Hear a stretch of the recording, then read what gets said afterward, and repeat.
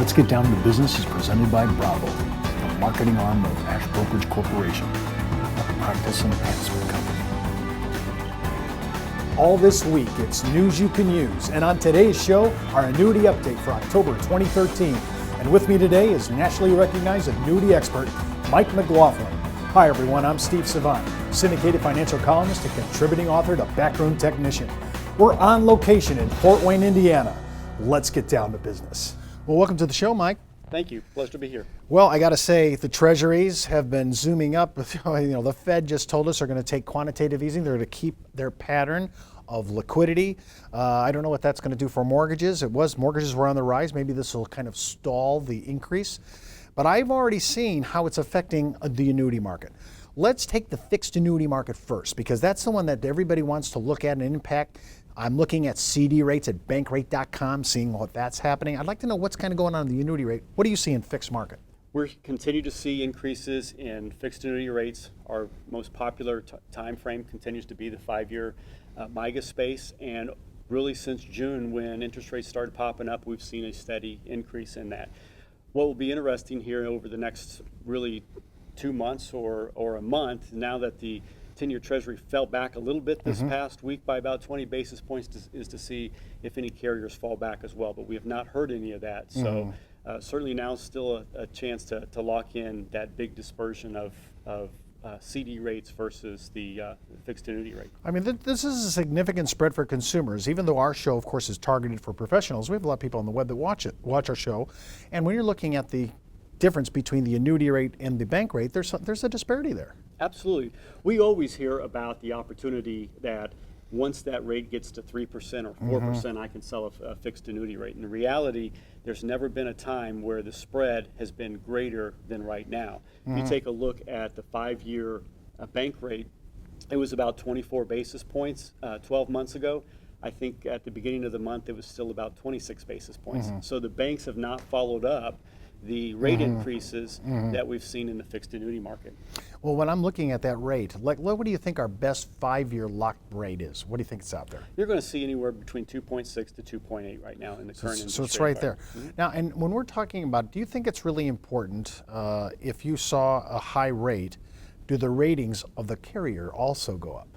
Yeah, absolutely. I think that's really important. I think that's one of the problems in our industry where there's a lot of premium going to less than A- rated carriers right now, and I think that advisors really have to take a look at where that money is going to be in 4 to 5 years. Sometimes you wonder, if you see a 3% rate with a lower rated company, is the 20 basis point spread really worth the difference and the exposure and liability to the advisor? Absolutely. Well, I think when we see the kind of fixed rate, I mean, a lot of us baby boomers are getting ready to retire soon. We're hoping that the rates go up by the time we retire, so we can enjoy really good SPIA rates, annuitization rates. What do you see in the MVA market? Is anything really moving on that right now? We don't see a whole lot of that, just because so many producers and clients are a little bit apprehensive about the rise in interest rates and the effect of the bond market. However, we do have some products that have a base floor, even if emergency comes up, where you have the return of premium, so they're not risking anything other than what they in interest earnings, which really isn't too much different than a CD. So you can still capture that higher rate, but at the same time not take the risk of getting into your principal if you have to get into it early. So really the market in MVAs is really somewhat pulled back and flat right now, right? Because of the interest rate market itself. If we saw any specific, because I've noticed that there has been a very big deep pullback on I haven't seen that much sales in 10-year lockdown rates, 7-year maybe, but not that much. 5-year seems to be the preferred and shorthand that everybody's holding. Do you see that in sales, physical sales throughout the door? Yeah, I think that everybody has listened to the Fed and said that rates aren't going to change until 2016 and maybe 2017 with the most recent Fed documents. So I think everybody's kind of locking into that 5-year mark. Now, ironically, we do have one carrier that is selling a lot of 10-year bucket money. It allows the client to go out to 10 years, capture that 10-year yield. However, if interest rates go up in a 5-year, you can actually reposition that asset and go to a 5-year spot and catch that higher 5-year rate. So that if the rates change in 3 years, you can reposition your money. So what's their rate today on that 10-year product? Just a little bit over 3%. Okay, and so if I hear you correctly, how long do I have to hold the policy before this trigger, this option to go back into it if I see the rates going up? Really just about 1 year. Oh, so after the 1-year hold, if it looks like it's going to happen, and there no surrender charges, no penalties. You're still staying in the product. It is subject to an MVA, however, If you leave. If you leave, Right. yep. And then, you always have the base guarantee, and you can reposition your money to capture in longer term. Have you seen some popularity in that? We have seen some popularity with that. Again, it's still a difficult rate environment for a lot of people. This allows you to get to a longer term yield curve, but at the same time gives you the flexibility to change with your client's needs. Well, I kind of like that flexibility, and within the same contract, no penalty and no surrender on that issue. Correct. Now, of course, if they leave, there's a surrender charge. But of course, of course, we're doing this all in the shadow of second quarter's index annuity sales. If you're out on the web, you've seen this before. It has been unbelievable. Really, index has been carrying the annuity market. Absolutely. So let's talk about, because we want to talk about, we're going to spend a lot of the second segment talking about annuities, but from an introduction point of view, indexing is, at least from what I'm reading, is pretty much owning the market. Yeah, we see a great share here at Ash Brokerage to going into indexed annuities. We think it's a much better chance to outpace that 2.6%. We've seen cap rates come up with the increase in treasury rates, and so that gives the client a better opportunity to outpace that fixed annuity. If you had to mark the periods of hold, 5, 7, 10, which one's the popular one? We would say 7-year. So 7-year, you have to have about 7 years to let that index do what it really needs to do. Predominantly still domestic still? Yes, still S&P not much, 500. yeah, not much No. foreign. Still the vanguard of indexing. The indices aren't really going outside. Simple that. is good. I'm into simplicity. Yes. When we come back from the break, we'll continue our annuity update for October 2013.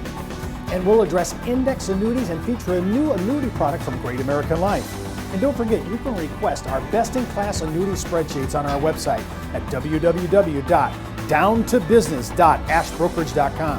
And remember to sign up for your 30-day free trial offer from Backroom Technician at www.brtnow.com/trialsignup.aspx. We'll be right back after the break.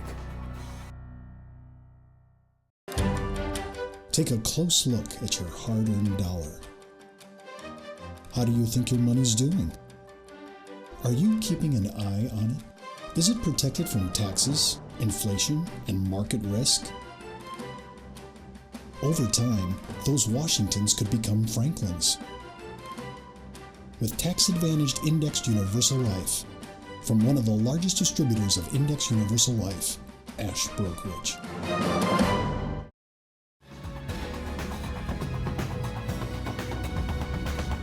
Well, welcome back. I'm Steve Savant with Mike McLaughlin. And remember, you can watch all the episodes of Let's Get Down to Business, including my weekly consumer show, Steve Savant's Money, the name of the game. It's all at www.ashbrokerage.com. Just click on the show logo right on the homepage. And just a heads up, before moving forward with any of the ideas you hear on our show, always consult your tax advisor or your legal counsel, as well as your broker-dealer compliance officer. Well, let's get down to business. We're continuing our annuity update for October 2013, addressing index annuities and featuring a unique annuity product from Great American Life. Well, welcome back to the second segment, Mike. Well, we just started on annuities at the close of the first segment. Let's talk about that because it's the vanguard sale right now in annuities. It is probably has a great potential. I mean, look at the rates that we've seen the last 3 years on performance. It's been pretty good. Absolutely. I mean, so ever since 2008, it's been pretty much a straight, nice, steady increase. We're looking at 5, 7, and 10. 7, as we closed out before the commercial, 7 seems to be the sweet spot. Give me a couple carriers that you think are doing something extraordinary, and why do you say it's extraordinary? Well, I think from a pricing standpoint, you look at some of our bigger sellers. It's certainly the Great American product.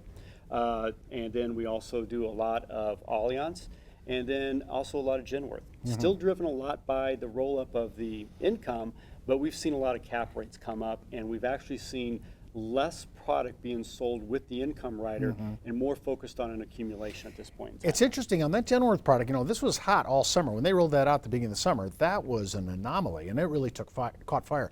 But when I'm looking at it, when you're looking at roll-ups, are we seeing clients not taking their earnings, but they're actually ready, I'm ready to roll that up to the next year? Do you see that propensity? I know it's only been out a short time, but I'm just wondering how clients are they going to really say, no, I'm going to take my money and run, or no, I'm going to go ahead and reinvest it in the roll-up? Yeah, I think then the run that we've had with the equity markets and the S&P 500, I think that we'll see a lot of advisors sit down with their clients, take a hard evaluation. But if we continue on the recovery that we've seen over the last 12 months, I would expect a lot of those clients to opt for the strategy to roll their money into the next year. When you're thinking about it from a strategic point of view, if I'm a hold position client, I'm holding, what do I have to really look at? What's my minimum time to hold to make this thing work? You really need to take a look at 7 to 8 years. Okay, the market's going to kind of do its cyclical type So of we're things. entering into mid-term hold positions here, and our client has to know that. Yeah, absolutely. Okay. I would say, really, when you think about a roll-up, and if you think the S&P, especially the Vanguard indice, is going to continue, this would be an excellent hold position, middle ground for some of your money, especially if many of our clients love this idea of combination annuities or laddering annuities. This may be a way to go. Gives a great opportunity for that bond portion of their portfolio to now have that downside protection, because the Genworth product offers a 107% return after the 7 years. So it take away that price depletion from rising interest rates in the bond market, but still you get some good opportunity at some upside growth inside of an indexed annuity there. You mentioned just about a minute or so ago, you mentioned Great America, and sometimes I wonder if they don't have the PR in the market. That people are like, oh, well, who's Great America out of Cincinnati? But they've done something here that's somewhat extraordinary, and it's about the anomaly for the last 30 to 50 days. This is kind of sticking out like a sore thumb. Yeah, they just introduced a new death benefit enhancement onto some of their indexed annuities that has a 9% roll-up. But instead of being an income roll-up, it's purely for death benefit. So for those assets that are sitting on the sidelines and are basically going to be passed on to the next generation. Anyways, this is an opportunity to have good accumulation, so that if you have to use the money, you have good accumulation. But at the same time, if you're going to pass that on, that takes a lot of the sting out of the tax consequences in a lump sum distribution at death. So it's a good opportunity to protect that asset to the next generation. When I'm looking at this, they were at 7% on their roll-up. They went to 9%. That's kind of a hefty, hefty increase. So I was kind of surprised that it was that. When you see clients, how much of our client base is really transferred to the next generation? So this really makes sense, the death benefit roll, because again, this has nothing to do with their income. So talk about, do you see that a lot? I think it's a market that even as brokerage, general agents, and advisors probably don't pay enough attention to. Statistically, I believe that still 97% of the fixed annuities are not in withdrawal status, and so they're probably going to be left for the next generation. And when you take a look at 93% of Americans are self-insuring their long-term care, usually by CDs and that opportunities.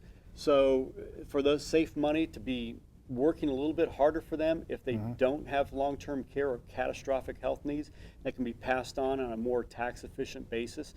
It's still going to be taxable with the growth. However, you've got a little bit of bump to offset that, and that's going to be a huge, huge impact. So many people forget about annuities being one of the worst things to hold on your date of death, and that death benefit can add some value to the beneficiaries. I would say, and the numbers from LIMRA prove you out. I mean, these numbers of annuities sitting on the shelf, not annuitized, not being withdrawn for income. It's a very large block of the annuity inventory.